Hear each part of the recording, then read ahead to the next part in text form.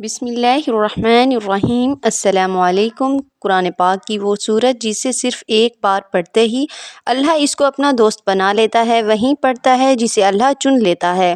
نبی پاک صلی اللہ علیہ وآلہ وسلم نے فرمایا کہ اس سورت کی تلاوت ترک نہ کرو، کیونکہ اس کی تلاوت کرنے والے کو اللہ دوست رکھتا ہے۔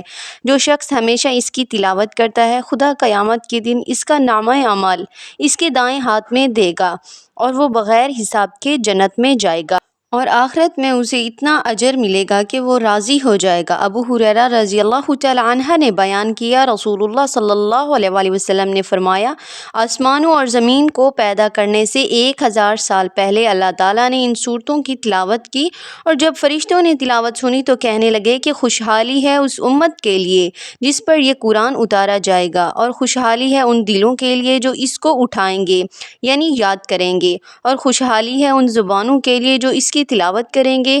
ایک حدیث میں ہے کہ جو شخص اس سورت کو صرف اللہ تعالیٰ کی رضا کے واسطے پڑھے اس کے سب گناہ معاف ہو جاتے ہیں، پس اس سورت کو اپنے مردوں پر پڑھا کرو۔ تو یہ سورت طٰہٰ ہے، کم از کم ایک مرتبہ اس کو لازمی پڑھیں، کیونکہ جو اس سورت کی تلاوت کرتا ہے اللہ اسے پسند کرتا ہے اور وہ اللہ کا ولی یعنی دوست بن جاتا ہے۔ تو آپ بھی اس سورت سے دوستی کر لیں، اللہ کی رضا کے لیے ایک مرتبہ روزانہ پڑھیں، اللہ آپ سے اتنا خوش ہوں گے کہ آپ کی زندگی کی تمام پریشانیاں انشاءاللہ تعالی ختم ہو جائیں گی۔